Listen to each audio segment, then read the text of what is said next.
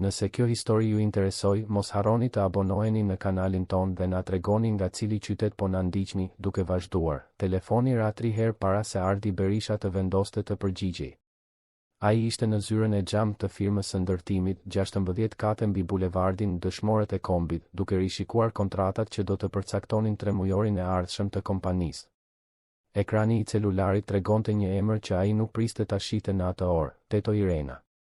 Kuzhinierja që punonte në shtëpinë e tij prej gati 10 vitesh, e njëjta që i kishte mbajtur gjërat nën kontroll kur Kamila, gruaja e tij, u nda nga jeta duke lënë një zbrazti të pamundur për t'u mbushur dhe 3 vajza vetëm 2 vjeçe për t'u rritur.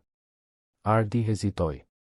Teto Irena rrallëherë telefononte, përveç se për urgjenca të thjeshta shtëpiake, si mungesa e gazit apo një problem me hidraulikun. Por diçka në zilen këmbëngulse të aparatit i shtrëngoi stomakun. Ai rëshiti gishtin mbi ekran dhe e çoi telefonin në vesh. Zëri nga ana tjetër erdhi i dridhur, i ngarkuar me një urgjencë që Ardi nuk mundi ta injoronte plotësisht, megjithse u përpoq. Zoti Ardi, duhet të vini në shtëpi tani. Ju lutem, lini çfarëdo që po bëni dhe kthehuni para se të jetë tepër vonë. Ai rrudhi ballin, duke rregulluar syzet me numër që përdorte për të punuar. Salla rreth tij vazhdonte në lëvizje, asistent hynin e dilnin, telefonat binin, qyteti poshtë zjente në rutinën e tij të pamëshirshme. Gjithçka dukej kaq normale, kaq nën kontroll. Pse Teto Irena po fliste në atë mënyrë? Tepër vonë për çfarë, Teto Irena? Ka ndodhur diçka me vajzat? Ardi e kuptoi që zëri i tij doli më i irrituar se sa kishte ndërmend. Muajt e fundit që kur Valbona hyri në jetën e tij, telefonatat e Teto Irenës ishin bërë tepër të shpeshta, gjithmonë me të njëjtin ton alarmist.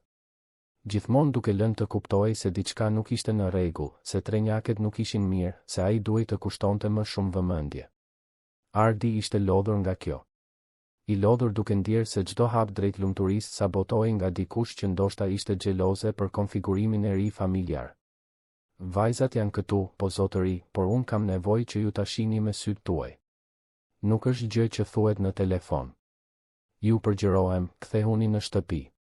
Ardi pshërtiu, duke kaluar dorën nëpër flokët e errët, tashmë të thinjur në tëmtha. Ai ishte 42 vjeç, kishte ndërtuar një perandori nga zeroja, menaxhonte qindra punonjës dhe 10 kantiere ndërtimi njëkohësisht. Dinte t'i dallonte problemet reale nga alarmet e rreme. Dhe kjo, për të, tingëllonte si një tjetër alarm i rrem. Teto Irena, e di që ju shqetësoheni për vajzat dhe ju falenderoj për këtë. Por Valbona është aty duke u kujdesur për gjithçka, apo jo? Ajo më tha se sot do t'i çonte të 3 për akullore në qendrën tregtare. Jam i sigurt se gjithçka është në rregull. Pati një heshtje nga ana tjetër. Një heshtje e rëndë, e ngarkuar me fjalë të pathëna. Kur Teto Irena foli sërish, zëri i saj ishte më i ulët, pothuajse një pëshpërim. Zoti Ardi, zonja Valbona nuk i ka çuar vajzat askund. Ato janë të mbyllura në dhomë që nga ora e drekës. Kam dëgjuar të qara. Kam dëgjuar gjëra që duhet t'i dëgjoni edhe ju. Ardi ndjeu një bezdi që i ngjitej në fyt, por e shtyu poshtë me të njëjtin vendosmëri që përdorte për të mbyllur marrëveshje të vështira. Teto Irena po egzageronte. Duhej të ishte kështu. Valbona ishte e vëmendshme, e dashur, gjithmonë u sillte dhurata të vogla Lirës, Besës dhe Sofisë. Trenjaket e adhuronin atë. Të paktën kështu shihte ai në fundjavë, kur arrinte të ishte i pranishëm. Dëgjoni, Teto Irena, e kuptoj shqetësimin tuaj, por mendoj se po shihni probleme aty ku nuk ka. Vajzat janë në një fazë të vështirë, ende duke përpunuar humbjen e nënës së tyre, duke u përshtatur me një person të ri në shtëpi. Është e natyrshme të ketë rezistencë. Valbona po bën më të mirën që mundet.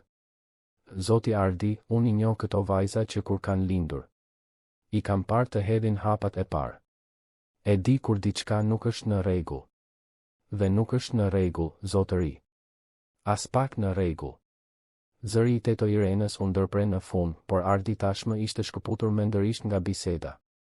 Ai kishte një takim pas 20 minutash me investitor japonez, një kontratë prej 15 milionësh në lojë. Nuk mund të vraponte për në shtëpi për shkak të një parandjenje emocionale të një punonjëseje që qartazi nuk e pranonte mirë praninë e Valbonës.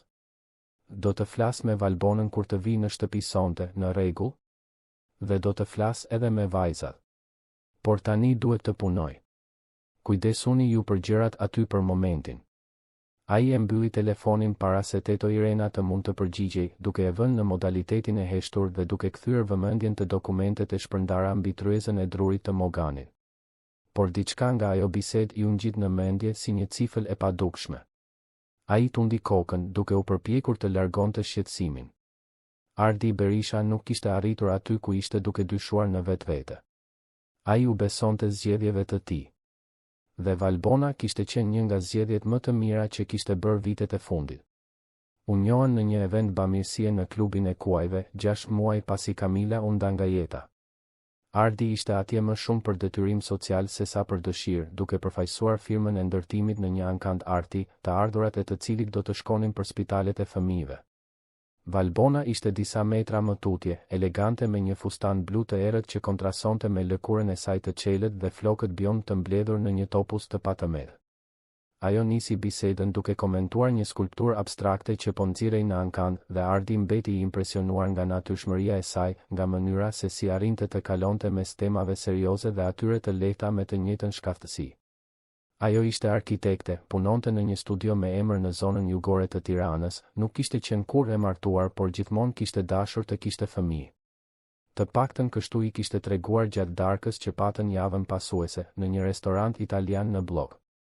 Ardi, mes një gote vere dhe tjetrës, i shpëtoi goja se ishte i ve dhe baba i 3 njakeve 5 vjeçare. Pritej që interesi i saj të shuhej, siç kishte ndodhur me gra të tjera më parë. Por Valbona vetëm buzëqeshi dhe tha se gjithmonë kishte pasur një dashuri të veçantë për fëmijët. Muajt në vazhdim ishin një vorbull. Valbona u integrua në rutinën e Ardit me një lehtësi që ai e interpretoi si shenjë të fatit. Ajo shfaqej në darkat e biznesit. Bisedonte me ortakët, i impresiononte të gjithë me inteligjencën dhe simpatinë e saj. Në shtëpi, sillte dhurata për vajzat, lavdëronte vizatimet që bënin, ofrohej të ndihmonte me detyrat e shtëpisë. Ardi shihte tek ajo mundësinë për të rindërtuar diçka që mendonte se e kishte humbur përgjithmonë, një familje të plotë. Teto Irena, që në fillim shfaqi rezerva. Asnjëherë nuk tha diçka të qartë, por Ardi e vinte re ftohtësinë në përshëndetje, mënyrën se si e vëzhgonte Valbonën me sy dyshues. Ai i atribuoi këtë një xhelozie të natyrshme. Në fund të fundit, për vite me radhë Teto Irena kishte qenë figura e vetme anëtare në jetën e 3 njakeve. Tani do të duhej ta ndante këtë hapësirë. Ishte e kuptueshme që të kishte rezistencë. Vetë vajzat dukej se e pëlqenin Valbonën. Lira, më gojtara nga të trija, gjithmonë vraponte për t'i treguar punimet e shkollës. Besa, më vëzhguesja, i pranonte për qafimet pa u ankuar. Sofi, ajo që shpikte gjithmonë lojra, e linte Valbonën të merrte pjesë në historitë që krijonte me kukullat e saj. Gjithçka dukej se po ecte mirë. Ose të paktën kjo ishte ajo që Ardi donte të besonte. Atë natë, kur më në fund mbërriti në shtëpi rreth orës 9, vila në një kompleks të mbyllur në lundër ishte e heshtur. Dritat e ndezura në vendet e zakonshme, aroma e darkës që vinte nga kuzhina, gjithçka në dukje normale. Valbona ishte në sallon, duke parë një program dekorimi në televizor, e mbështjell me një robë deshambër të butë. Ajo buzëqeshi kur e pa dhe u ngrit për t'i dhënë një puthje. Përshëndetje i dashur, sa mirë që erdhe. Darkove? Ardi la çantën në divan dhe liroi kravatën. Hëngra një sanduiç në zyrë. Vajzat fjetën tashmë? Valbona tundi kokën në shenjë pohimi, ende duke buzëqeshur.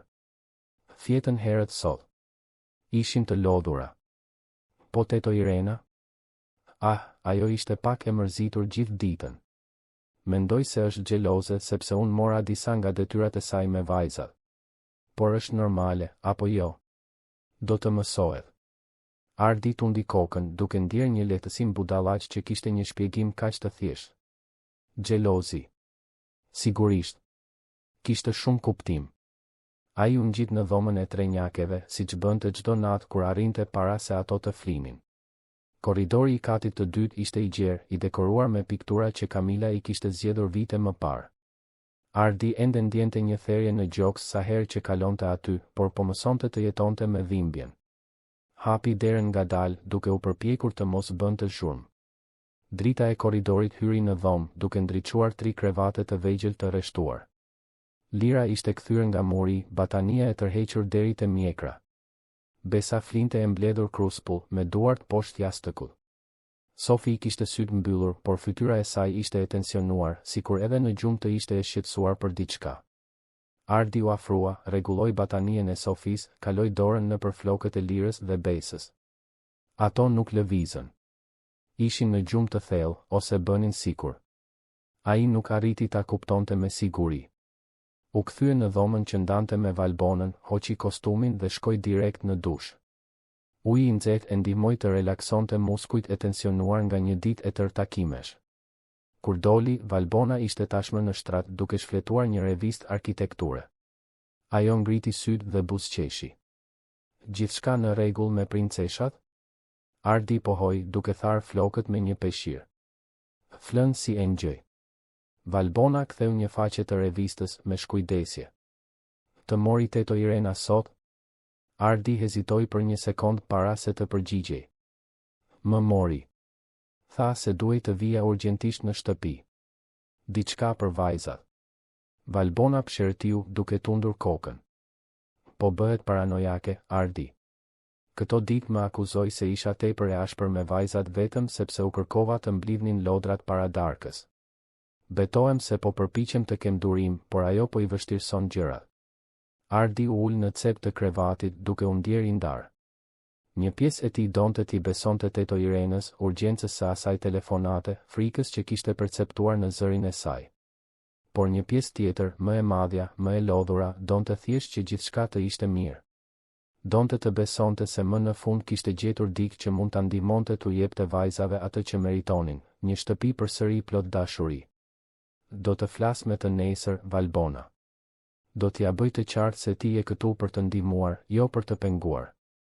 Dhe se ajo duhet ta respektoj këtë. Valbona I dhuroi një buzëqeshje të butë, falënderuese. Faleminderit I dashur. Unë dua vetëm më të mirën për vajzat. E di këtë, apo jo? Ardi pohoi duke u shtrirë pranë saj dhe duke fikur dritën e komodinës. Në errësirë mbeti duke ngulur sytë në tavan, duke u përpjekur të largonte ndjesinë e çuditshme që e kishte shoqëruar që nga telefonata e teto Irenës. Ndoshta nesër, mendoi ai, gjithçka do të bëhej më e qartë. Por e nesër m'ia solli vetëm më shumë konfuzion. Ardi u zgjua me alarmin në 6 të mëngjesit, si gjithmonë. Valbona ende flinte, kështu që ai u bë gati në heshtje dhe zbriti në kuzhinë. Teto Irena ishte tashmë atje, duke përgatitur mëngjesin. Aroma e bukës së freskët dhe kafes së sapozier mbushnin ambientin. Ajo ngriti syt kur Ardi hyri, por nuk tha asgjë. Vetëm vazhdoi të përziente vezët në tigan me lëvizje mekanike. Mirëmëngjes, teto Irena. Mirëmëngjes, zoti Ardi. Zëri I saj ishte ndryshe. Nuk kishte përzemërsinë e zakonshme, as shqetësimin e egzageruar të telefonatës së ditës së mëparshme. Kishte vetëm një lodhje të thellë, sikur të kishte hequr dorë nga diçka. Ardi shërbeu një kafe dhe u ul në tryezën e kuzhinës duke e vëzhguar teksa punonte. E dinte se duhej ta bënte atë bisedë, të vendoste kufi, t'ia bënte të qartë se Valbona kishte mbështetjen e tij të plotë. Por fjalët nuk I vinin. Thellë, një pjesë e tij ende priste që teto Irena të thoshte diçka, të provonte në një farë mënyre se frika e saj kishte bazë. Vajzat zbritën në shtat, tashmë me uniformat e shkollës. Lira vinte përpara, me çantën në shpinë, por pa buzëqeshjen e gjerë që zakonisht kishte. Besa e ndiqte menjëherë pas, duke parë në dy sheme. Sofi mbyllte rreshtin, duke mbajtur fort ripin e çantës së saj sikur të ishte një mburoj. Ardi hapi një buzëqeshje kur I pa. Mirëmëngjes, princeshat e mia. Fjetët mirë? Lira pohoi me shpejtësi, pa e parë në sy të atin. Besa murmuriti një mirëmëngjes pothuajse të padëgjueshëm. Sofi vetëm tundi kokën dhe u ul në tryezë me shpinën e kërrusur. Teto Irena vendosi pjatat para tyre, vezë të fërguara, bukë me gjalp, lëng portokalli. Një vakt I thjesht por ushqyes, si gjithmonë. Ardi vuri re se porcionet dukeshin më të vogla se zakonisht, por ja atribuoi këtë imagjinatës së tij. Valbona zbriti pak minuta më vonë, tashmë e rregulluar, me makijazh perfekt, veshje zyre të patëmerë. Ajo do të punonte nga shtëpia atë ditë, kishte një takim online në mëngjes. Përshëndeti Ardin me një puthje dhe ul pranë tij, duke pranuar filxhanin e kafes që teto Irena ja ofroi pa e parë në sy. Mirëmëngjes, vajza. Sot do të kemi një ditë të bukur, apo jo? Asnjë nga trenjaket nuk u përgjigj. Lira përziente vezët në pjatë pa ngrënë. Besa piu një glënjë lëng. Sofi vazhdoi me kokën ulur. Ardi ndjeu një shtrëngim në gjoks, por Valbona qeshi duke thyer tensionin. Ende janë me gjumë të shkretat.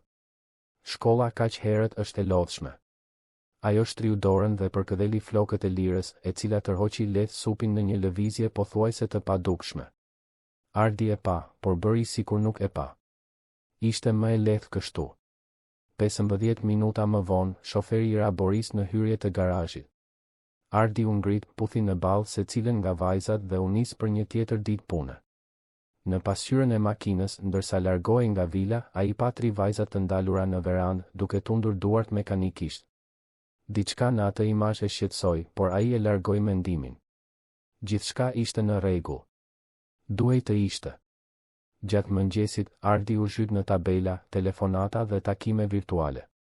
Firma e ndërtimit po mbyllte blerjen e një trualli në zonën lindore të Tiranës, një projekt ambicios që do të përfshinte ndërtimin e një kompleksi tregtar dhe rezidencial.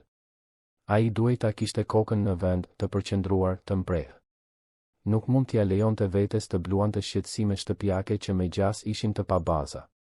Por në 11 të mëngjesit, celulari vibroi. Një tjetër telefonat nga teto Irena. Ardi pa ekranin, duke ndjer irritimin që i rritej. Ai ishte në mes të një videokonference, nuk mund të përgjigjej. E refuzoi thirrjen dhe vazhdoi të fliste për marzhet e fitimit dhe afatet e punimeve. Telefoni vibroi përsëri. Dhe përsëri. Dhe edhe një herë tjetër. Më falni, duhet të përgjigjem, është një urgjencë familjare. Ai doli nga salla e mbledhjeve dhe shkoi në korridor, duke ju përgjigjur telefonatës me nofullën e shtrënguar. Teto Irena, jam në një takim teje të rëndësishëm. Çfarë ndodhi tani?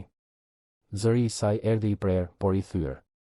Zoti Ardi, i kam regjistruar. Kam regjistruar gjithçka. Ju duhet t'i shihni. Duhet të dëgjoni se çfarë u bën ajo vajzave tuaja kur ju nuk jeni këtu. Ardi ndjeu gjakun t'i vlonte në kokë. Ju keni regjistruar? Keni regjistruar çfarë? Dhe kush e autorizoi këtë? Më duheshin prova, zotëri. Ju nuk më besonin. Kështu që vendosa celularin tim të fshehur dhe regjistrova atë që ndodh këtu. Poshtërimet, ndëshkimet, gjërat e tmerrshme që u thot këtyre fëmijëve. Gjithçka është këtu, zoti Ardi. Gjithçka është e regjistruar. Ardi e shtrëngoi telefonin me aq forcë sa nyjet e gishtave ju zbardhen. Ju keni cenuar privatësinë e shtëpisë sime, të familjes sime, duke regjistruar gjëra pa autorizim? Ju keni humbur plotësisht arsyen, teto Irena. Zoti Ardi, ju lutem, vetëm shikoni regjistrimet.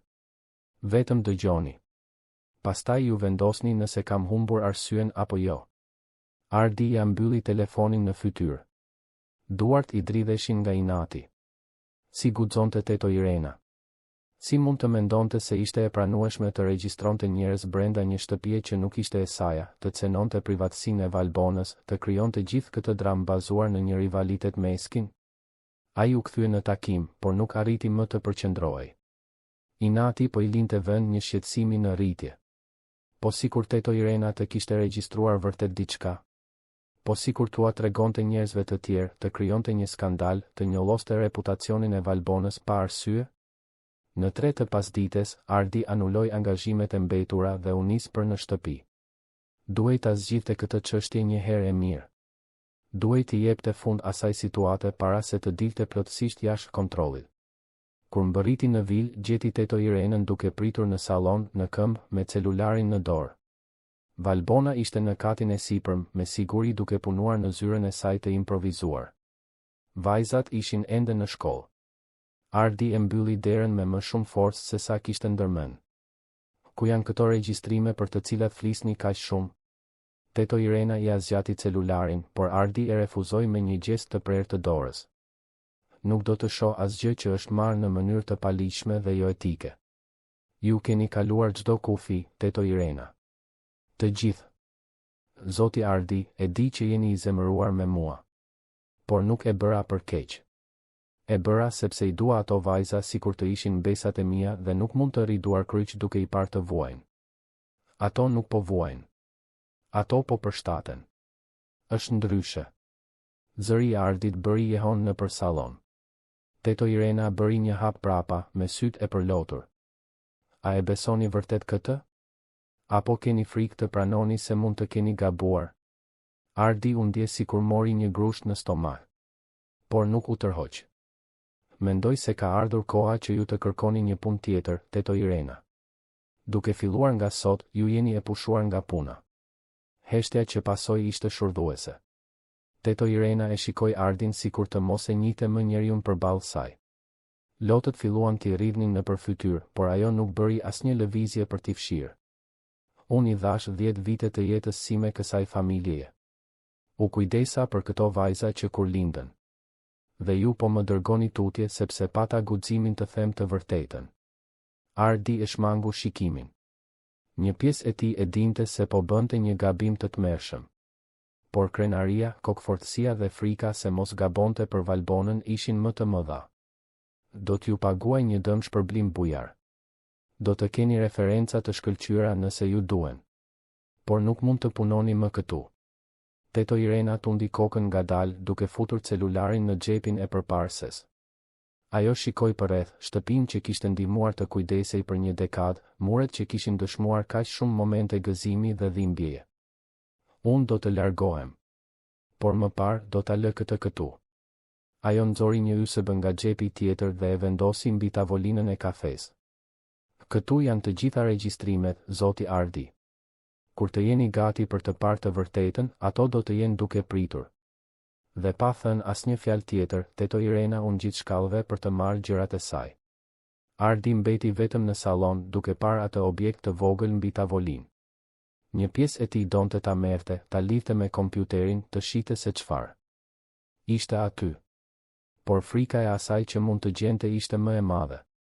Kështu që ai mori USB-n dhe e futi në sirtarin e komodinës duke e mbyllur me çelës. Gjysmë ore më vonë, teto Irena zbriti me një valixhe të vogël. Kaloi pranë Ardit pa e parë dhe doli nga dera kryesore. Nga kreu i shkallëve, Valbona vëzhgonte gjithçka me një buzëqeshje diskrete në buzë. Kur dera u mbyll, ajo zbriti dhe e përqafoi Ardin nga pas. Bëre gjën e duhur, i dashur. Ajo po krijonte një ambient toksik për vajzat. Tani më në fund mund të jemi një familje e vërtetë.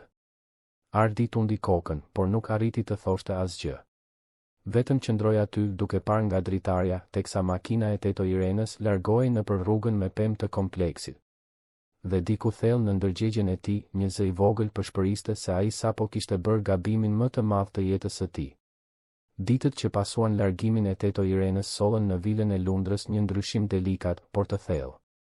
Në sipërfaqe, gjithçka dukej më e organizuar, më harmonike. Valbona kishte marrë plotësisht freret e shtëpisë, duke punësuar një punonjëse të re për të ndihmuar me pastrimin, por duke mbajtur për vete kujdesin direkt për trenjaket. Ardi e interpretoi këtë si shenjë përkushtimi, si provë se Valbona vërtet kujdesej për vajzat. Ai nuk e vinte re, ose nuk donte ta vinte re, se Lira, Besa dhe Sofi po ndryshonin. Lira, e cila në moshën 5 vjeçare fliste pa pushim, duke e mbushur shtëpinë me pyetje të pafundme se si funksiononin gjërat, pse qielli ishte blu, ku shkonin njerëzit kur vdisnin, tani kalonte orë të tëra në heshtje. Ulej në cep të dhomës së lodrave me një libër në preher, duke kthyer faqet pa lexuar vërtet, me sytë të humbur në një pikë të largët që vetëm ajo mund ta shite. Kur Ardi e pyeste nëse ishte gjithçka në rregull, ajo vetëm tunte kokën, duke sforcuar një buzëqeshje që nuk i arrinte sy. Besa, vëzhguesja, gjithmonë kishte qenë më e qeta nga të trija, por kishte një ndryshim midis qetësisë soditse dhe heshtjes që tani e mbështillte. Ajo filloi të ecte nëpër shtëpi si një hije, duke shmangur shikimin direkt të njerëzve, duke mbajtur kokën ulur edhe kur e thërrisnin. Në shkollë, mësuesja kishte komentuar se ajo po kishte vështirësi për t'u përqendruar, se ndonjëherë dukej sikur ishte në një botë tjetër. Valbona i shpjegoi Ardit se ishte fazë, se fëmijët 5 vjeçar kalonin nëpër periudha introspeksioni. Ai e besoi sepse donte të besonte. Sofi, shpiksja e lojrave, ajo që transformonte çarçafët në kështjella dhe fshesat në kuaj magjik, pushoi së krijuari. Lodrat e saj të preferuara mbetën të harruara në kuti në cep të dhomës. Ajo filloi t'i ndiqte motrat kudo që shkonin, sikur të kishte frikë të mbetej vetëm. Natën zgjoi duke qarë, por kur Ardi ose Valbona shkonin për të kontrolluar, ajo ishte përsëri e heshtur, e mbledhur kruspull në mbatanie, duke bërë sikur flinte. Ardi ja atribuonte gjithçka mungesës së teto Irenës. Vajzat po e ndjenin mungesën e rutinës së vjetër, të pranisë së vazhdueshme të asaj gruaje që kishte qenë pothuajse një gjyshe për to ishte e natyrshme, mendonte ai. Me kohën do të përshtateshin. Me kohën do ta pranonin Valbonën plotësisht dhe gjithçka do të kthehej në normalitet. Por koha, në vend që të shëronte, vetëm i thellonte plagët që Ardi refuzonte t'i shite. Valbona kishte filluar të vendoste rregulla. Në fillim ishin gjëra të thjeshta dhe në dukje të arsyeshme, orar i caktuar për të luajtur, orar i caktuar për të studiuar, ndalimi i lënies së lodrave të shpërndara, detyrimi për të kërkuar leje para se të merrnin diçka nga frigoriferi. Ardi e miratoi. Mendonte se vajzat kishin vërtet nevojë për më shumë disiplinë, për kufi të qartë. Teto Irena kishte qenë tepër lejuese, i kishte llastuar trenjakët. Pak ashpërsi do t'u bënte mirë. Ajo që Ardi nuk shite ishin detajet. Nuk shite se si Valbona ja shtrëngonte me shumë forcë krahun lirës kur vajza harronte të kërkonte leje para se të merrte ujë. Nuk shite shikimin e akullt që i hidhte besës kur fëmia vonoi më shumë se 3 sekonda për t'ju përgjigjur një pyetje. Nuk shite se si Sofi dridhej kur Valbona afrohej për të verifikuar nëse ajo kishte kryer të gjitha detyrat e listës ditore që asnjë fëmijë 5 vjeçar nuk duhet të kishte. Valbona ishte e kujdesshme. Jashtëzakonisht e kujdesshme. Asnjëherë nuk bënte asgjë para Ardit. Prisnin që ai të nisej për në punë, priste që punonjësja e re të largohej në fund të pasdites, priste t'i kishte vajzat plotësisht në mëshirën e saj para se të hiqte maskën. Ishte një e njëjtë e zakonshme kur gjërat filluan të përkeqësoheshin në mënyrë më të dukshme. Ardi ishte nisur herët, kishte një udhëtim biznesi për në Durrës, do të kthehej vetëm ditën tjetër. I puthi vajzat shpejt në mëngjes, premtoi se do të sillte dhurata dhe u nis pa parë prapa.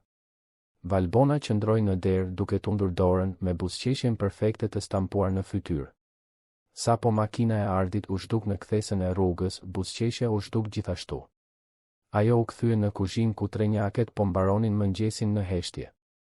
Punonjësja e re, një vajzë e quajtur Karla që kishte ardhur nga një agjenci punësimi shtëpiak, po lante enët në lavaman me shpinë nga skena. Valbona tërhoqi një karrige dhe ul në tryez, duke kryqëzuar këmbët me një elegancë të studiuar. Sytë e saj përshkuan 3 fytyrat e vogla të friksuara përballë saj dhe ajo buzëqeshi, por ishte një buzëqeshje pa asnjë ngrohtësi. E po, vajza, sot do të kemi një ditë të veçantë.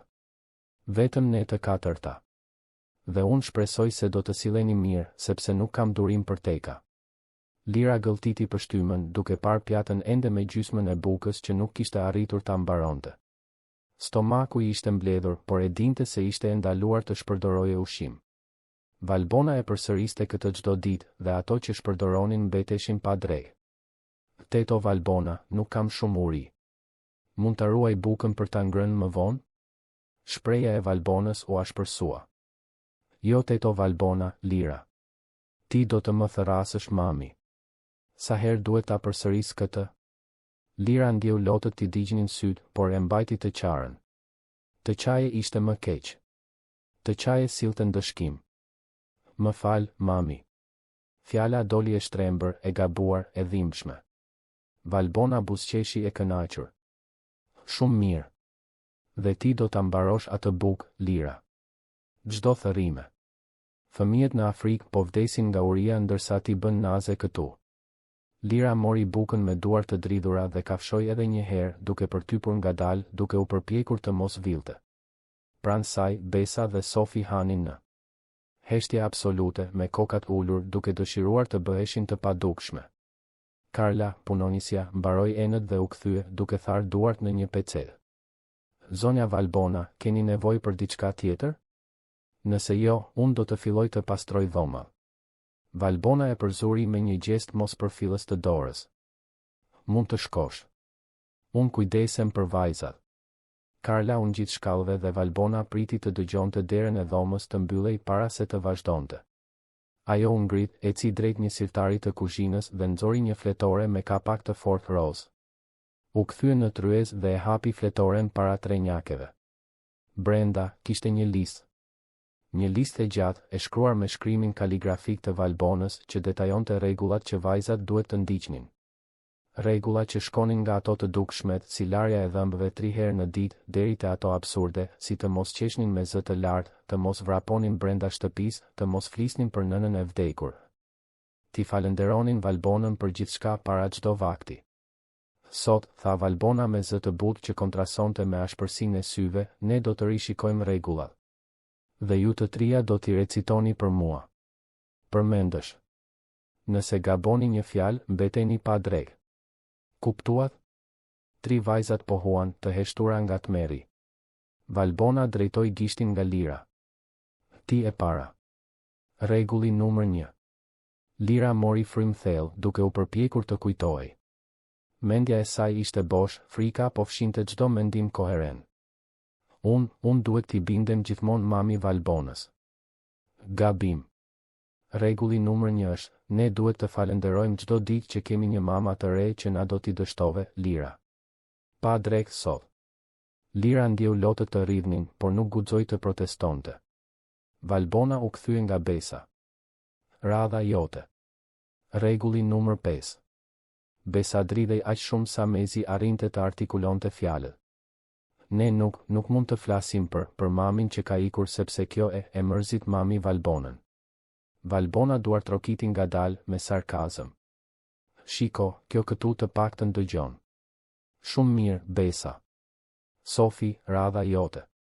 Rregulli numër 10. Sofi shikoi motrat, pa frikën e stampuar në fytyrat e tyre dhe ndjeu zemrën e saj të rrite fort. Ajo ishte më e vogla për 2 minuta, por gjithmonë ishte ndjerë përgjegjëse për të mbrojtur Lirën dhe Besën. Ishte ajo që shpikte lojrat që i bënin të trija të qeshnin, ishte ajo që i shpërqendronte motrat kur ishin të mërzitura. Por tani nuk kishte asnjë lojë që mund t'i shpëtonte.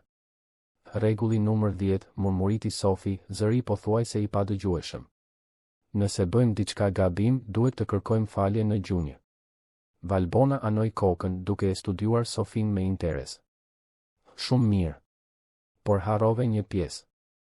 Rregulli i plot thot, nëse bëjmë diçka gabim, duhet të kërkojmë falje në gjunjë dhe të falenderojmë për ndëshkimin, sepse ndëshkimi është dashuri. Ti dështove, Sofi. Pa drejt. Sofi uli kokën duke ndjerë padrejtësinë që i digjej brenda në gjoks.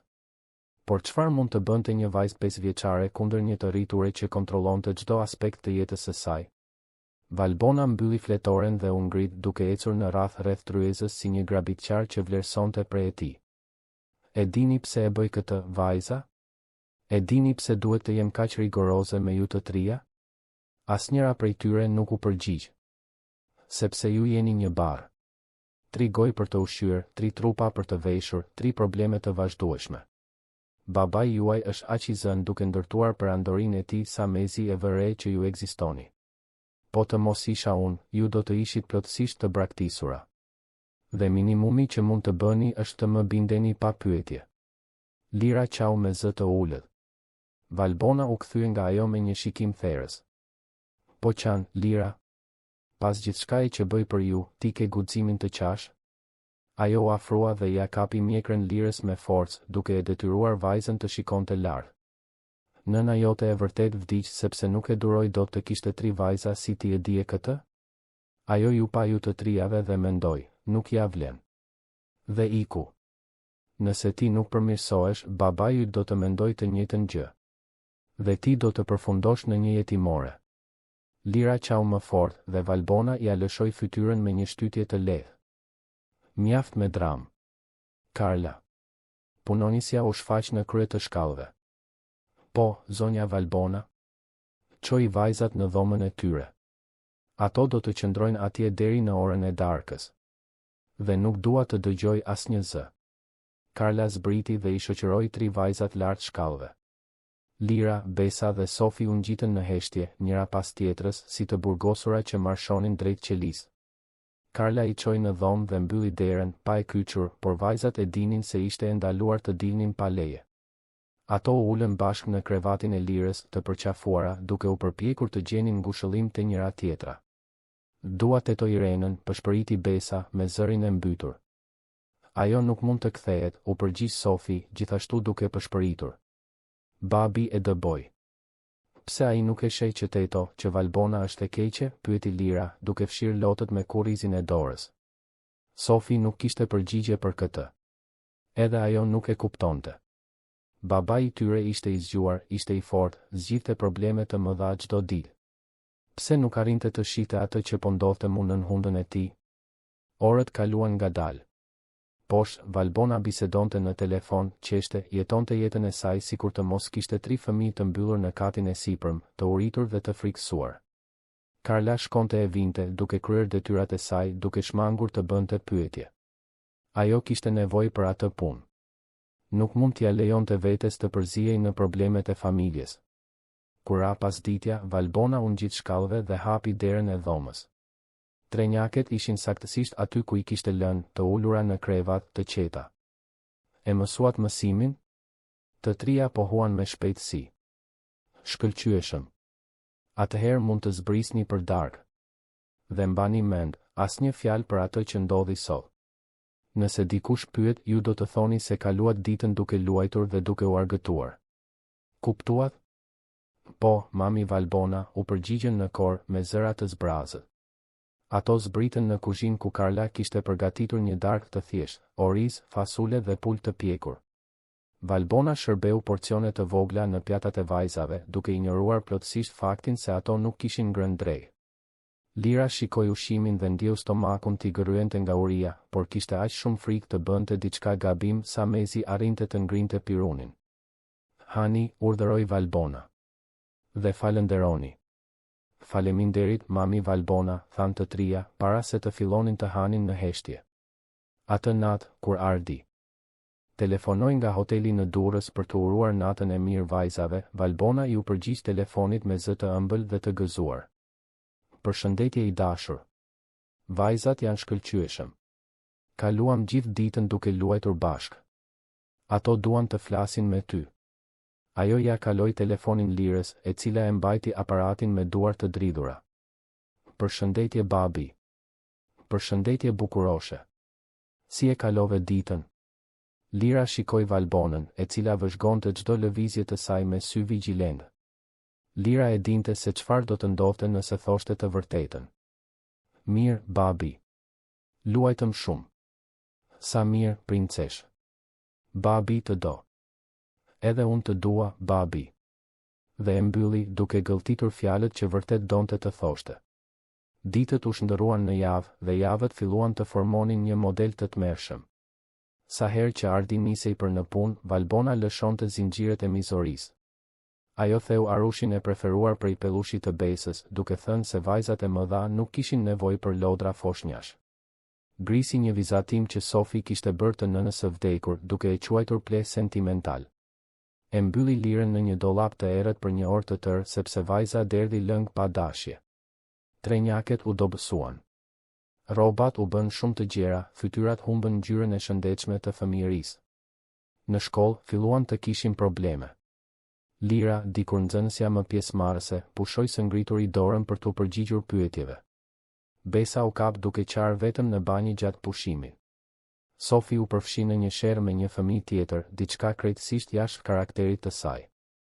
Mësuesja, Mariana Sula, një grua rreth të 30-tave me master në edukim parashkollor dhe 10 vjet përvojë, e kuptoi se diçka ishte shumë gabim. Ajo i thiri 3 vajzat veç e veç dhe u përpoq të bisedonte, por asnjëra prej tyre nuk hapi gojen. Ishin tepër të stërvitura, tepër të frikësuara.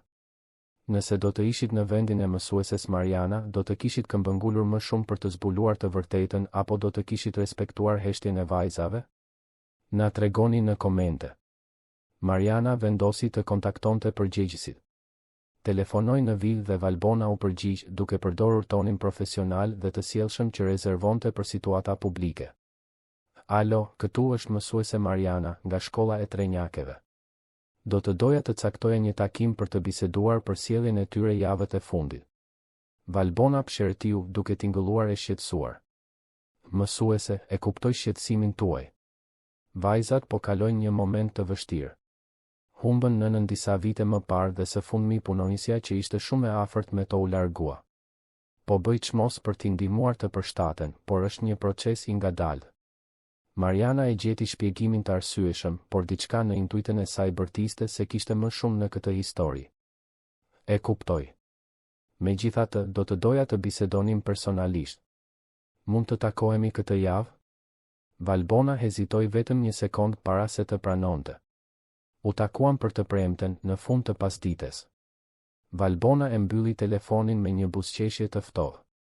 Ajo dinte si të merrej me mësueset e shqetësuara. Dinte saktësisht çfarë të thoshte, si të sillej, çfarë emocionesh të shtirej për të dukur si njëka perfekte që përpiqej të bënte më të mirën. Të premten, Valbona mbërriti në shkollë e veshur në mënyrë të patëmet, me makijazh të lehtë, qëndrim elegant. Mariana e priti në zyrën e saj të vogël por mikpritse, plot me vizatime fëmijësh në mure dhe libra të grumbulluar mbi tryez. Faleminderit që erdhët, zonja Valbona. E di që duhet të keni një agent të ngjeshur. Valbona buzëqeshi me butësi. Vajzat janë prioriteti im, mësuese. Mund të flisni me sinqeritet të plotë. Mariana mori frym thellë dhe filloi të ekspozonte shqetësimet e saj. Foli për ndryshimin drastik në sjelljen e trenjakeve, për izolimin social, për shenjat e trishtimit të thellë dhe ankthit që nuk ishin normale për fëmijët e asaj moshe. Valbona dëgjoi gjithçka me një shprehje shqetësimi të sinqertë, duke tundur kokën në momentet e duhura, duke lëshuar pëshertima mirëkuptuese. Mësuese, e pranoj se edhe unë i kam vënë re këto ndryshime në shtëpi. Po bëhet shumë e vështirë për mua të fitoj besimin e tyre. Mendoj se ato ende më shohin si një ndërhyrëse, dikë që po përpiqet të zëvendësoj nënën që humbën. Unë i dua këto vajza sikur të ishin bijat e mia, por e di se kam nevojë për kohë dhe durim. Fjalët ishin perfekte, toni ishte perfekt, emocioni duke i sinqert. Mariana u ndje pothuajse fajtore që kishte dyshuar për diçka më ogurzez. A keni menduar të kërkoni ndihmë profesionale? Ndoshta një psikologe fëmijësh mund t'i ndihmonte vajzat të përpunonin zinë dhe t'ju pranonin më mirë. Valbona pohoi me entuziazëm. Ide e shkëlqyer. Do të flas me Ardin, babain e tyre, dhe do ta rregullojmë këtë sa më shpejt të jetë e mundur. Faleminderit për sugjerimin, mësuese. Jeni shumë e vëmendshme. Takimi përfundoi me shtrëngime duarsh të përzemërta dhe Valbona u largua nga aty me sigurinë se kishte kontrolluar një tjetër situatë potencialisht të rrezikshme.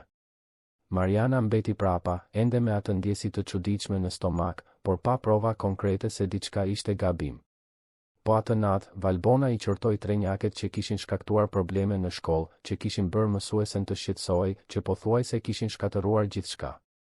Ajo i dërgoi të flinin pa darkë dhe kyçi derën e dhomës, duke i lënë të trija vetëm në errësirë. Lira, Besa dhe Sofi u përqafuan në mbatanie, duke u përpjekur të ngroheshin më shumë nga kontakti fizik sesa nga pëllura e hollë. Ato i përshpëritën premtime njëra tjetrës, premtuan se do të qëndronin gjithmonë bashkë, se kur nuk do të lejonin askënd t'i ndante.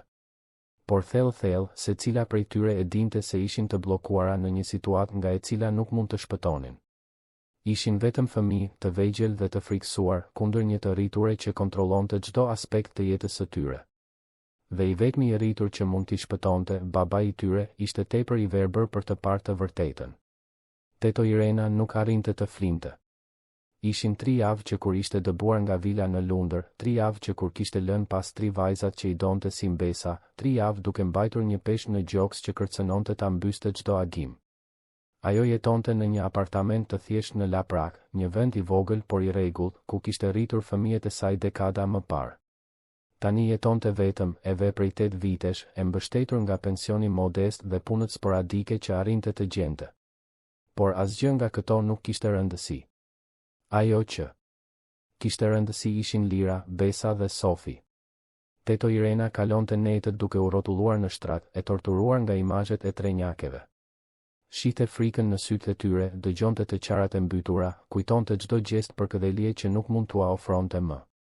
Ajo kishte regjistrimet, kishte provat, por çfarë dobi e kishin nëse askush nuk ishte i gatshëm t'i shikte. Një mëngjes, pas një tjetër nate pa gjumë, Teto Irena mori një vendim. Nëse Ardi nuk donte ta shite të vërtetën, ajo do të kërkonte dikë që donte. mori celularin dhe i telefonoi doktor Fatmir Aliut, pediatrit të familjes Berisha prej më shumë se 6 vitesh. Ai njihte vajzat që foshnja, kishte ndjekur rritjen e tyre, kishte qenë i pranishëm në momentet më të vështira pas vdekjes së Kamilës. Doktor Fatmir, jam Irena. A ju kujtohem? Zëri i mjekut erdhi i ngrohtë nga telefoni. Sigurisht që ju kujtoj, tetoj Irena. Si jeni? Ka kohë që nuk shihemi. Doktor, duhet të flas me ju për vajzat. Është urgjente. Pati një pauzë. Doktor Fatmiri e kuptoi seriozitetin në tonin e saj. A janë mirë ato? Janë të sëmura?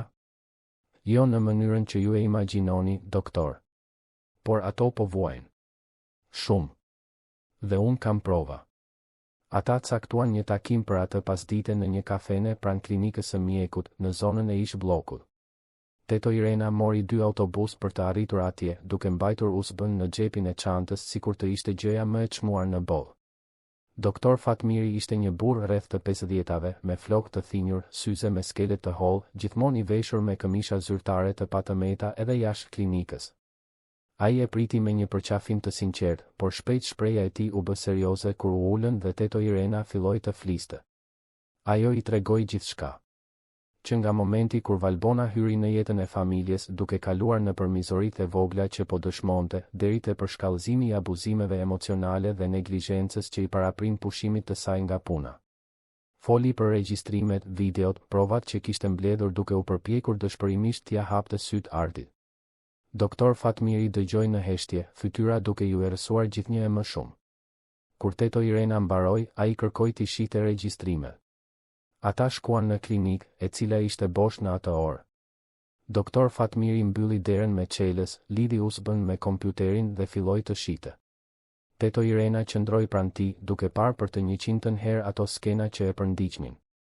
Videoja e parë tregonte Valbonën në kuzhinë me 3 njaket. Ajo e mbante lirën për krahu, duke e shtrënguar me forcë të dukshme, ndërsa vajza qante me zë të ulët. Zëri i Valbonës ishte i ftohtë dhe therrës, duke thënë se lira ishte një zhgënjim, se nuk e meritonte ushqimin që hante, se duhej të falenderonte që nuk ishte braktisur siç e meritonte. Videoja e dytë tregonte Besën të gjunjëzuar në cep të sallonit, me duart në kokë, ndërsa Valbona sillej rreth saj duke i bërtitur se ishte budallaqe, e ngadalt, një peshë e vdekur për familjen. Videoja e tretë tregonte Sofin duke u përpjekur të mbronte motrat dhe Valbona e shtynte kundër murit duke i mbajtur fytyrën me njërin dorë ndërsa i thoshte se asnjëra prej tyre nuk vlente asgjë. Se ishin mbeturina të lëna nga një nën që i urrente aq shumë sa preferoi të vdiste. Kishte më shumë. Shumë më shumë. Video të vakteve të mohuara, të fyrjeve të vazhdueshme, të ndëshkimeve disproporcionale, të manipulimit psikologjik mizor. Në disa, ishte e mundur të dëgjojë zëri i vet vajzave duke kërkuar falje për gjëra që nuk i kishin bërë, duke falendëruar për ndëshkimet, duke recituar rregullat absurde që Valbona i kishte detyruar të mësonin përmendësh. Kur mbaroi, doktor Fatmiri ishte i zbehë. Ai hoqi syzet dhe kaloi duart nëpër fytyrë duke marrë frym thellë. O Zot! Ky është abuzim emocional sistematik. Kjo është torturë psikologjike e fëmijëve. Teto Irena pohoi, me lotët që i rridhnin nëpër fytyrë. U përpoqa t'ia tregoja Zotit Ardi, doktor. U përpoqa disa herë. Por ai nuk donte të shihte. Ai më pushoi nga puna. Doktor Fatmiri u ngrit dhe filloi të ecte sa andej këtej nëpër klinik, duke përpunuar atë që sapo kishte parë. Unë duhet të flas me të. Duhet ta bëj që ai ta shohë këtë. Mendoni se do t'ju dëgjoj? Do të duhet të më dëgjoj. Unë jam mjeku i këtyre fëmijëve prej vitesh. Ai më beson. Nëse ai refuzon të shohë, unë do të kërkoj autoritetet kompetente. Doktor Fatmiri mori telefonin dhe i telefonoi Ardit. Ai u përgjigj në zilën e tretë, me zërin e nxituar të dikujt që është në mes të një takimi të rëndësishëm. Fatmir? Gjithçka në rregull? Ardi, duhet të flas me ty urgjentisht. Për vajzat. Ardi pshërtiu nga ana tjetër. Nëse teto Irena të ka dërguar të më kërkosh, mund të ndalosh. E kam bërë të qartë se nuk do t'i ushqej këto akuza të pabaza kundër Valbonës. Nuk janë të pabaza, Ardi. Unë i pash provat. Kam nevojë që ti të vish në klinikën time tani dhe ti shohësh gjithashtu. Çfarë provash? Për çfarë po flet? Regjistrime. Video që tregojnë qartë mënyrën se si Valbona i trajton vajzat e tua kur ti nuk je i pranishëm. Ardi është serioze. Shumë serioze. Pati një heshtje të gjatë nga ana tjetër. Doktor Fatmiri mund të dëgjonte frymëmarrjen e rëndë të Ardit, konfliktin e brendshëm që po shpalosej. Unë kam takime gjithë ditën, Fatmir. Nuk mund të largohem kështu. Atëherë unë do të vi tek ti ku je? Në zyrë. Por unë nuk mendoj se është e nevojshme. Arri atje pas 20 minutash. Më prit. Doktor Fatmiri e mbylli para se Ardi të mund të protestonte përsëri. Ai kopjoi videot më tronditse në një USB të veçantë, u përshëndet me Teto Irenën me premtimin se do të bënte gjithçka që kishte në dorë dhe u nis me makinë drejt firmës së ndërtimit në qendër të qytetit. 25 minuta më vonë, ai ishte në zyrën e Ardit, duke mbyllur derën dhe duke tërhequr një karrige. Ardi ishte dukshëm i irrituar, por edhe nervoz. Ai shmangte ta shikonte direkt mjekun. Fatmir, unë të respektoj ty, e respektoj mendimin tënd, por kjo po shkon shumë larg. Teto Irena ishte xheloze për Valbonën, krijoi gjithë këtë histori për të më manipuluar. Doktor Fatmiri lidhi USB-n me laptopin e Ardit, e rrotulloi ekranin në drejtim të tij dhe shtypi play pa thënë asnjë fjalë. Ardi e pa videon e parë me krahët e kryqëzuar me shprehje mbrojtëse. Por ndërsa imazhet pasonin njëra tjetrën, ndërsa zërat e vajzave të tij mbushnin zyrën, ndërsa maska e Valbonës binte duke zbuluar mizorin pas buzëqeshjes, qëndrimi i tij filloi të ndryshonte. Ai u përkul përpara. Shkryqëzoi krahët. Duart filluan t'i dridheshin.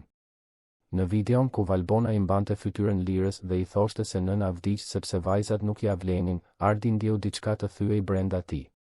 Ajo ishte vajza e tij, vajza që e donte më shumë se çdo biznes, çdo arritje profesionale, çdo gjë në botë.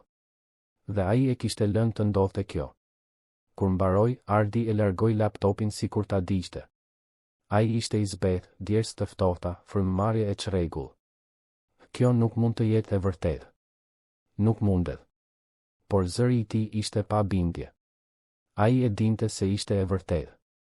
Njëtë skenarin, njëtë zërat, njëtë dhimbjen në sytë e vajzave të tij. Doktor Fatmiri e mbylli laptopin dhe foli me zë të prerë por të butë. Ardi, si mjek dhe si dikush që kujdeset për këta fëmijë, duhet të them, ato janë në rrezik. Rrezik emocional, psikologjik. Nëse kjo vazhdon, pasojat do të jenë të përhershme. Ato kanë nevojë për ty, kanë nevojë që ti mbrosh. Ardi e futi fytyrën në duar. Për herë të parë në vite, i lejoi vetes të qante.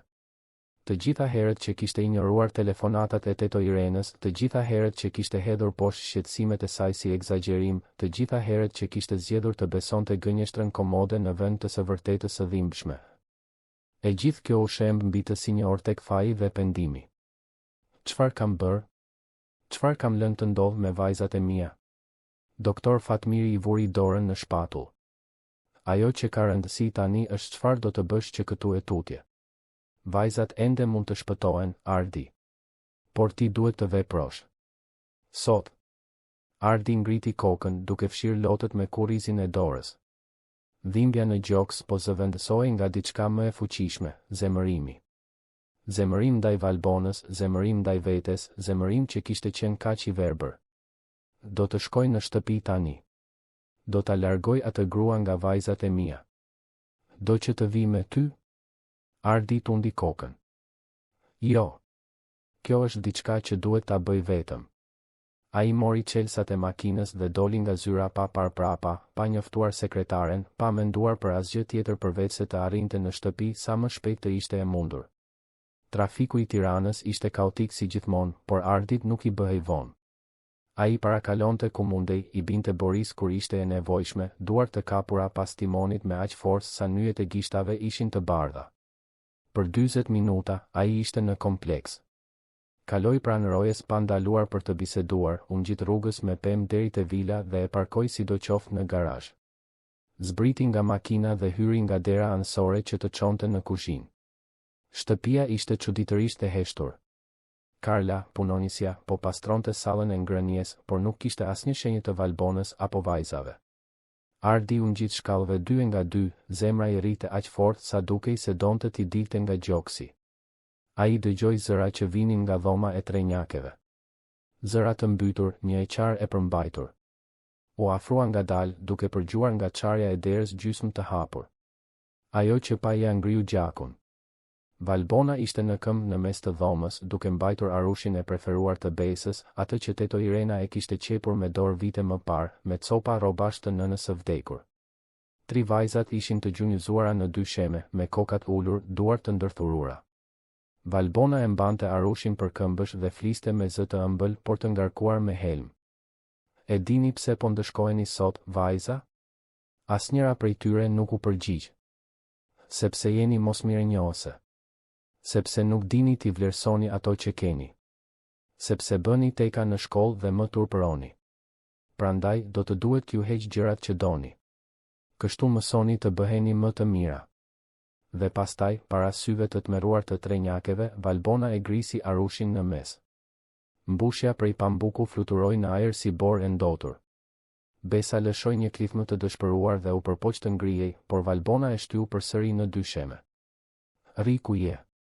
Ti nuk e meriton të qash për një lodër qesharake. Ishte në atë moment që Ardi e shtyu derën me forcë, duke e bërë të përplasej me murin. Valbona u kthye e trembur, me arushin e shkatëruar ende në duar. 3 vajzat ngritën fytyrat njëkohësisht dhe Ardi pa gjithçka që kishte refuzuar të shihte më parë, frikën absolute, dobësinë sëmundjes, sytë e futur thellë dhe pa shkëlqim, shenjat e gishtave në krahët e hollë. Largohu. Nga ato. Zëri i Ardit ishte i ulët, i rrezikshëm, duke u dridhur nga zemërimi i përmbajtur. Valbona u përpoq të riorganizonte shprehjen, u përpoq të kthehej te maska e zakonshme, por ishte tepër vonë. Ardi, i dashur, unë isha vetëm duke i disiplinuar vajzat. Ato duhet të mësojnë. Ardi bëri 3 hapa të mëdhenj në drejtim të saj, duke u ndalur centimetra larg fytyrës së Valbonës. I pash gjithçka. Të gjitha videot, të gjitha poshtërimet, të gjitha ndëshkimet, të gjitha gënjeshtrat. Valbona u zbe. Për një moment, ajo u përpoq të mohonte, por duke parë në sytë e Ardit, e kuptoi se nuk kishte më hapësirë për manipulim. Dhe atëherë bëri diçka që befasoi edhe vet Ardin, ajo e hoqi plotësisht maskën. Buzëqeshja e ëmbël u zhduk, e zëvendësuar nga një shprehje për buzëje të pastër. E çfarë pastaj? Çfarë do të bësh? Ato janë 3 miza të llastuara që ta shkatëruan jetën. Ti ishe i zhytur në vetë mëshirë, duke punuar si i dënuar vetëm për të mos u marrë me faktin se këta fëmijë janë një peshë e vdekur. Unë u përpoqa ti modeloja në diçka më të mirë, në diçka që ja vlente. Por ato janë të dobëta, patetike, tamam si nëna e tyre. Ardi shtrëngoi grushtet, duke luftuar kundër impulsit për të bërë diçka për të cilën do të pendoj. Dil nga shtëpia ime. Tani. Valbona qeshi, një tingull pa humor. Mendon se ke prova? Mendon se dikush do t'u besoj regjistrimeve të bëra fshehurazi nga një punonjëse e pakënaqur? Unë kam lidhje, Ardi. Kam miq në poste të larta. Mund të kthej ty në zuzarin e kësaj historie, po aq lehtë sa i ktheva këto të 3 në viktima patetike. Ardi bëri edhe një hap drejt saj, duke i pushtuar plotësisht hapësirën personale. Nuk më intereson. Nuk më interesojnë proceset, thashe themet, reputacioni yt apo imi. E vetmja gjë që më intereson është në atë cep, duke qarë sepse ti theve copën e fundit të nënës së tyre që kishte mbetur. Kështu që ti do të marrësh gjërat e tua dhe do të dalësh nga shtëpia ime, ose unë do të thëras policinë dhe do të bëj një skandal që lidhjet e tua nuk do të arrijnë ta shuajnë. Valbona ja studioi fytyrën, duke kërkuar ndonjë të qarë, ndonjë shenjë se ende mund ta manipulonte. Nuk gjeti asgjë. Ardi. Ishte transformuar, nuk ishte më njeriu i humbur dhe i dëshpëruar që ajo e kishte mashtruar lehtësisht muaj më parë. Ajo hodhi copat e arushit në 2 sheme dhe doli nga dhoma duke ecur me inat, duke përplasur derën. Ardi e dëgjoi të zbriste shkallët, dëgjoi sirtar duke u hapur dhe mbyllur me forcë, dëgjoi më në fund derën kryesore duke u përplasur aq dhunshëm sa pikturat në mur u drodhen. Dhe pastaj, heshtje. Ardi u kthye ngadalë nga vajzat e tij. Të trija ishin ende të gjunjëzuara, të përqafuara me njëra tjetrën, duke u dridhur. Ai u afrua ngadalë, sikur po i afrohej kafshëve të trembura, dhe u gjunjëzua para tyre. Vajza. Më shikoni. Ju lutem. Lira ishte e para që ngriti fytyrën. Sytë e saj ishin të kuq nga të qarat, por kishte edhe konfuzion aty. Besa erdhi më pas, pastaj Sofi. Të trija e shikonin të atin sikur të mos ishin të sigurta nëse mund t'i besonin, nëse kjo ishte e vërtet apo një tjetër kurth. Ardi ndjeu lotët të ktheheshin, por nuk i përmbajti. Më vjen shumë keq. Më vjen keq që nuk besova. Më vjen keq që e lash të ndodhte kjo. Më vjen keq që nuk ju mbrojta kur ishte detyra ime ta bëja. Unë isha një baba i tmerrshëm. Por unë ju premtoj juve, se kjo nuk do të ndodhë më kurrë. Kur më nuk do të lejoj askënd t'ju lëndoj. Kur më. Lira qau dhe u hodh në krahët e të atit. Besa erdhi më pas, pastaj Sofi. Të trija u kapën pas Ardit sikur ai të ishte i vetmi pikë fikse në një botë që ishte shembur mbi to. Ai përqafoi fort, duke ndjerë trupat e vegjël dhe tepër të dobët që dridheshin kundër tij. Dhe i betoi vetes se do të kalonte pjesën tjetër të jetës duke kompensuar ata muaj të tmerrshëm. Ata qëndruan kështu për një kohë që dukej e përjetshme dhe në të njëjtën kohë tepër e shkurtër. Kur më në fund u ndan, Ardi fshiu lotët e vajzave dhe foli me zë të prerë. Tani do të më tregoni gjithçka. Gjithçka që ajo bëri, gjithçka që ju ndjedh. Dhe unë do të dëgjoj. Do të dëgjoj çdo fjalë. Dhe ato treguan. Mes dëneseve dhe pauzave të gjata, mes dridhjeve dhe frikës së hakmarrjeve që nuk do të vinin më, Lira, Besa dhe Sofi hapën zemrat e tyre për herë të parë në muaj. Folën për ndëshkimet, poshtërimet, urinë, frikën e vazhdueshme, netët duke qarë në heshtje. Folën se si u mungonte teto Irena, se si kishin frikë se babai do t'i braktiste edhe ato, se si mësuan ta fshinin dhimbjen për të mbijetuar. Ardi dëgjoi gjithçka, çdo fjalë duke prerë më thellë se e mëparshmja, çdo zbulim duke treguar sa shumë kishte dështuar. Por ai nuk i shmangu syt, nuk ndërhyri, nuk u përpoq të justifikohej. Vetëm dëgjoi, sepse kjo ishte ajo që ato kishin nevojë. Të dëgjoheshin. Kur mbaruan, pasditja kishte rënë tashmë mbi Tiranë. Drita portokalli e perëndimit të diellit hynte nga dritarja e dhomës, duke i larë të katërtit në një dritë të butë. Ardi i përqafoi vajzat edhe një herë dhe u përshpëriti premtime që synonte t'i mbante deri në fund. Duke filluar nga tani, gjithçka do të jetë ndryshe. Ju premtoj.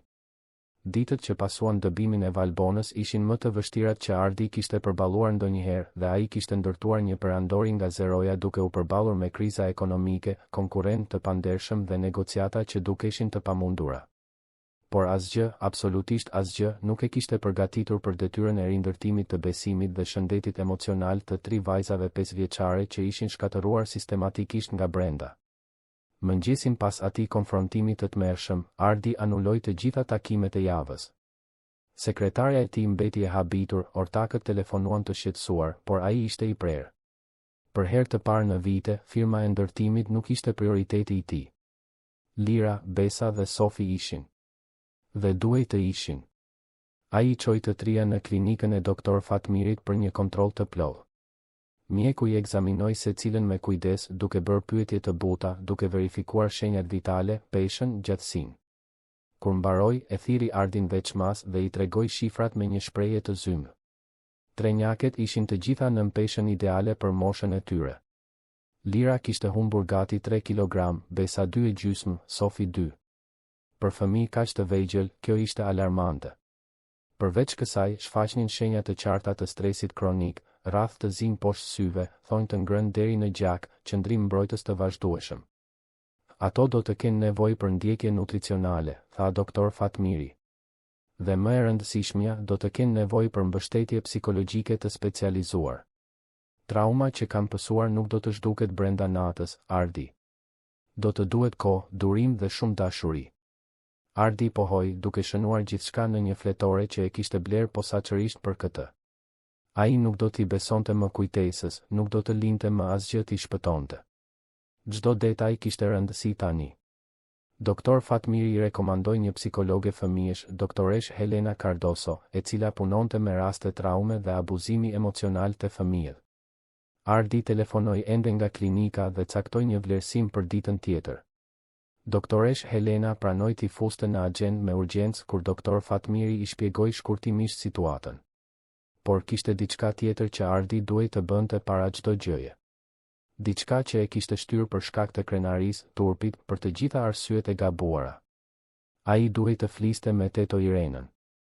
Atë pasdite, pasi i la vajzat në shtëpi nën kujdesin e Karlës me udhëzime të rrepta për të mos i lënë vetëm as për një sekond, Ardi shkoi me makinë deri në La Prah. Ai nuk kishte qenë kur më parë në apartamentin e teto Irenës, vetëm e kishte adresën sepse ishte në regjistrat e punonjësve të kompanisë. Ndërtesa ishte e vjetër por e mirëmbajtur në një rrugë të qetë me pemë në trotuare. Ardi u ngjit me ashensor në katin e 4 dhe i ra ziles së apartamentit 43. Teto Irena hapi derën duke mbajtur një përparse kuzhine me miell në duar me një shprehje habie absolute. Zoti Ardi? Ajo nuk e ftoi të hynte, vetëm qëndroi në derë duke pritur. Ardi gëlltiti krenarin që ende këmbëngulte të ekzistonte dhe foli. Teto Irena, erdha të kërkoj ndjes. Erdha të kërkoj falje që nuk ju besova. Që injorova paralajmërimet tuaja. Që ju pushova nga puna kur gjithçka që po bënit ishte të përpiqeshit të mbronit vajzat e mia, ju kishit të drejtë për gjithçka. Dhe unë isha një idiot i verbër. Fjalët dolën të vështira, të ndërprera, por të sinqerta. Teto Irena vazhdoi të qëndronte në derë duke i studiuar fytyrën, duke kërkuar shenja manipulimi. Gjeti vetëm pendim të sinqertë. Vajzat janë mirë, pyeti. Ajo, me zërin e dridhur. Janë në shtëpi. Fizikisht të paprekura, por emocionalisht, Ardi bëri një pauzë, duke ndjerë fytin t'i shtrëngoi. Ato janë shumë të lënduara, teto Irena. Dhe unë kam nevojë për ndihmën tuaj për t'i shëruar. Ishte vetëm atëherë që teto Irena u tërhoq dhe e hapi derën plotësisht. Hyni. Apartamenti ishte i vogël por mikpritës, plot me foto familjare në mure, arom keku në furrë, bim të mirëmbajtura në dritare. Ardi ul në divanin me copë me lule dhe teto Irena solli 2 gota lëng portokalli, duke u ulur në koltukun përballë. A e larguat atë nga shtëpia? E largova. Dje pas dite. Dhe nuk kam ndërmend ta shoh më kur pranë vajzave të mia. Teto Irena pohoi, një lehtësim i dukshëm i përshkoi fytyrën. Dhe çfarë doni nga unë? Ardi mori frym thellë. Dua që të ktheheni. Jo si punonjëse, teto Irena. Si pjesë e familjes. Vajzat kanë nevojë për ju. Unë kam nevojë për ju. Kam nevojë për dikë të cilit mund t'i besoj, dikë që vërtet kujdeset për to dhe e di që ai dikush jeni ju. Teto Irena qëndroi në heshtje për një moment të gjatë, duke parë duart e saj. Unë kur nuk kam punuar për rrogë, zoti Ardi. Qëndrova në atë shtëpi gjatë gjithë këtyre viteve sepse i doja ato vajza. Sepse i pash të lindnin, të rriteshin, të humbnin nënën. Ato janë si mbesat e mia, por duhet ta di se nëse kthehem, ju do të më dëgjoni kur të them se diçka nuk është në rregull. Duhet ta di se zëri im do të ketë rëndësi. Ardi pohoi me vendosmëri. Do të ketë rëndësi. Më shumë se çdo gjë tjetër. Unë e mësova mësimin tim, teto Irena. Në mënyrën më të dhimbshme të mundshme. Atëherë unë kthehem. Por me një kusht. Cilin do? Ju do të filloni të jeni më i pranishëm në jetën e tyre. Nuk ka dobi që unë të jem atje nëse baba i tyre vazhdon të jetë një fantazm që shfaqet vetëm për darkë dhe gjumë. Këto vajza kanë nevojë për ju, zoti Ardi. Kanë nevojë të dinë se ju i zgjidhni ato çdo ditë. Ishte një kusht i vështirë, por i drejtë. Ardi e dinte këtë. Ju premtoj. Tashmë kam filluar të anuloj angazhimet. Tashmë kam filluar të riorganizoj agjendën time. Që tani e tutje, ato vinë të parat. Teto Irena buzëqeshi për herë të parë që kur ai kishte ardhur. Ishte një buzëqeshje e vogël, ende e ngarkuar me hidhërim, por ishte një fillim. Atëherë unë kthehem nesër herët. Ardi doli nga aty duke u ndjerë sikur një pesh i ishte hequr nga supet.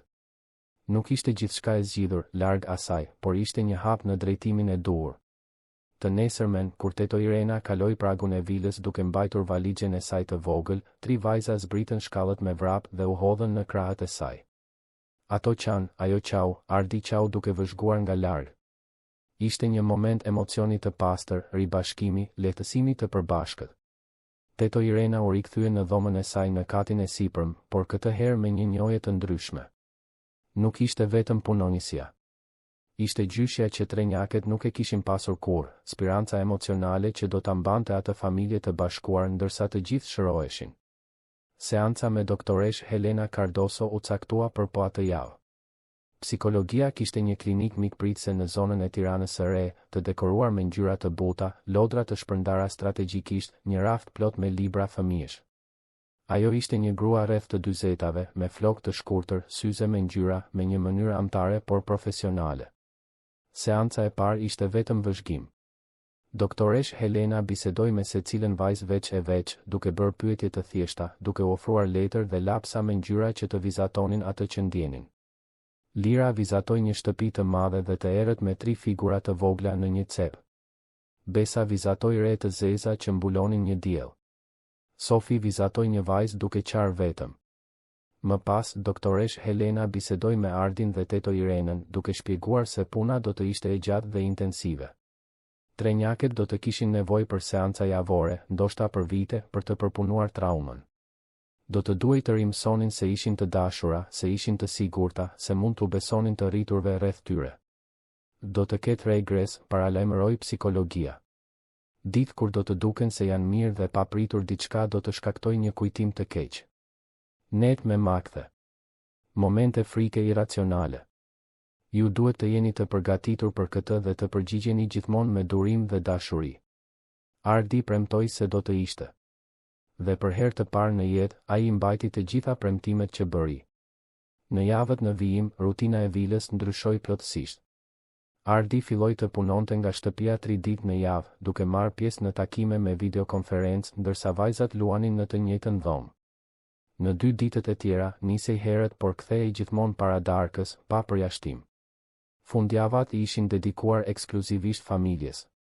Shëtitje në park, dalje në kinema, pasdite në pishinën e kompleksit, gjëra të thjeshta që ai kishte neglizhuar për kaq shumë kohë.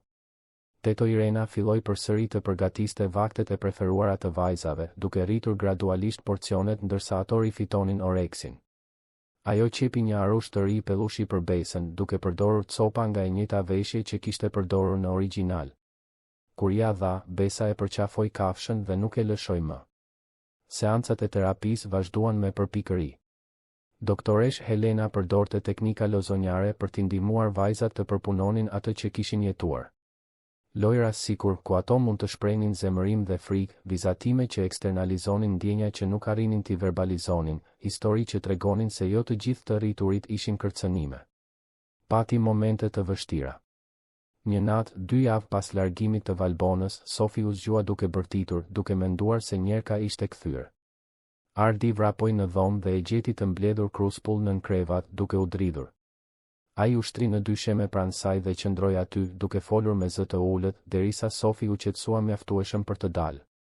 U desh edhe një orë që ajo të flinte përsëri, dhe Ardi qëndroi ulur pranë krevatit të saj pjesën tjetër të natës, duke bërë roje. Një ditë tjetër, Lira refuzoi të hante drekën sepse teto Irena kishte përgatitur të njëjtën pjatë që Valbona e përdorte si armë ndëshkimi. Ajo hyri në panik, filloi të qante, kërkoi falje vazhdimisht edhe pse nuk kishte bërë asgjë gabim. Teto Irena e mori në krah, e tundi butësisht dhe I shpjegoi se kur nuk do të ndëshkohej që nuk hante. Se ishte në rregull të ndjente atë që ndjente. Se ajo ishte e sigurt tani. Besa kaloi një periudhë mutizmi pothuajse total në shkollë. Mësuesja e saj, Mariana, e cila ishte përpjekur të ndihmonte më parë, tani punonte së bashku me doktoresh Helenën për të krijuar një ambient të sigurt në klasë. Ajo I dha Besës një fletore të veçantë ku vajza mund të shkruante ose vizatonte kur nuk arrinte të fliste. Gradualisht, me durim dhe inkurajim, Besa filloi përsëri të përdorte zërin e saj. Ishin muaj me ulje ngritje, me fitore të vogla dhe regres të përkohshëm. Por ngadalë, shumë ngadalë, trenjaket filluan të ktheheshin në fëmijë. Lira filloi përsëri të bënte pyetje. Në fillim ishin pyetje të thjeshta, duke testuar nëse ishte e sigurt të ishe kurioze përsëri. Ardi u përgjigjej të gjithave me vëmendje, kur i nxituar, kur i paduruar. Me kohën, pyetjet u bën më komplekse, më të gjalla. Vajza gojtare po kthehej. Besa filloi përsëri të vëzhgonte botën me interes në vend të frikës. Ajo kalonte orë të tëra në kopshtin e vilës, e ulur pranë lulishteve, duke vëzhguar milingonat që mbanin gjethe, fluturat që uleshin mbi lule. Teto Irena i bleu libra për natyrën dhe lexonte me të në pasditet dembele, duke ushqyer atë kuriozitet të rilindur. Sofi filloi përsëri të shpikte lojra.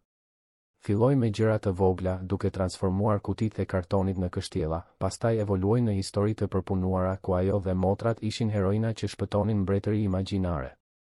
Ardi merrte pjesë kur ftohej, duke veshur kapele qesharake dhe duke bërë zëra të çuditshëm, pa u shqetësuar për dinjitetin e tij ekzekutiv. 6 muaj pas ditës kur Ardi më në fund hapi syt, doktor Fatmiri bëri një kontroll të ri. 3 vajzat kishin rifituar peshën e humbur dhe kishin shtuar pak më shumë. Treguesit e stresit po përmirësoheshin. Nuk ishin shëruar, trauma nuk ishte zhdukur, por ishin dukshëm më të shëndetshme. Doktoresh Helena, në një nga seancat me Ardin dhe teto Irenën, tha diçka që ju ngulit në mendje atij përgjithmonë. Fëmijët janë elastik në mënyra që ne të rriturit shpesh nuk jemi. Ata kanë një aftësi të jashtëzakonshme për të shëruar kur marrin dashuri, siguri dhe qëndrueshmëri. Lira, Besa dhe Sofi do të mbajnë plagët e asaj që kanë jetuar, por këto plagë nuk do të përcaktojnë se kush janë ato. Ju po u jepni atyre mjetet për të rritur të forta pavarësisht asaj që ka kaluar. Kjo është gjithçka që mund të bëni. Dhe po e bëni në mënyrë të shkëlqyer. Një vit pas asaj dite të tmerrshme, në një pasdite të shtunë me diell, Ardi organizoi një piknik në parkun e madh të liçenit artificial. Shtroi një batanie të madhe në një pemë, teto Irena përgatiti sanduiçe dhe lëngje, vajzat vraponin në përbar duke ndjekur flloskat e sapunit. Ardi i vëzhgonte të trija, tani 6 vjeçe, duke qeshur me zë të lartë, pa frikë, pa parë vazhdimisht mbi supe për të verifikuar nëse ishin të sigurta. Lira bërtiste diçka se kishte gjetur një mollkuqe, Besa ekzaminonte gjethet e një bime me përqendrim shkencor, Sofi shpikte një histori për zanat që jetonin në liçen. Teto Irena u ul pranë tij në batanie, duke ndjekur shikimin e tij. Ato do të bëhen mirë, tha ajo me zë të ulët. Ardi pohoi, duke ndjer emocionin t'i shtrëngonte fytin. Fal jush. Fal këmbënguljes suaj kur unë isha tepër budalla për të dëgjuar. Teto Irena ngriti supet. Unë bëra atë që çdo person që i do ato vajza do të bënte. Por ishit ju ai që më në fund u zgjuat dhe zgjodhët të ishit babai që ato kishin nevojë. Kjo ishte e gjitha ju. Ata qëndruan aty, dy të rritur që mësuan mësime të dhimbshme për përgjegjësinë, besimin dhe dashurinë, duke vëzhguar 3 fëmijë që i mbijetuan më të keqes dhe megjithatë gjetën forcën për të qenë përsëri të lumtur. Atë natë, pasi vajzat darkuan, bën dush dhe veshën pishamet, Ardi i mblodhi në dhomën e tij për një bisedë. Ishte diçka që doktoresh Helena kishte sugjeruar, një mënyrë për të mbyllur simbolikisht atë kapitull të vështirë dhe për të hapur një të ri. Ai ul në shtrat me të trija përreth, secila duke zgjedhur një kafshë pellushi për të mbajtur. Vajza, dua të flas me ju për diçka të rëndësishme. A ju kujtohet gjithçka që ndodhi me Valbonën?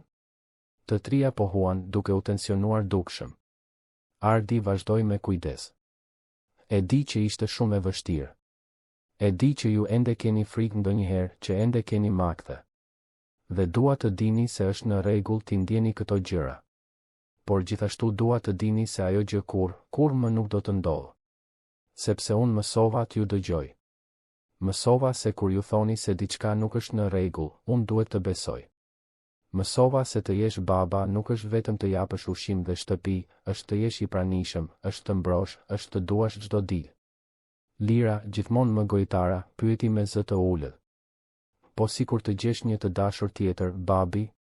Po sikur ajo të jetë përsëri e keqe? Ardi ja kapi dorën dhe ja shtrëngoi butësisht. Atëherë ju do të ma tregoni dhe unë do t'ju besoj. Gjithmonë.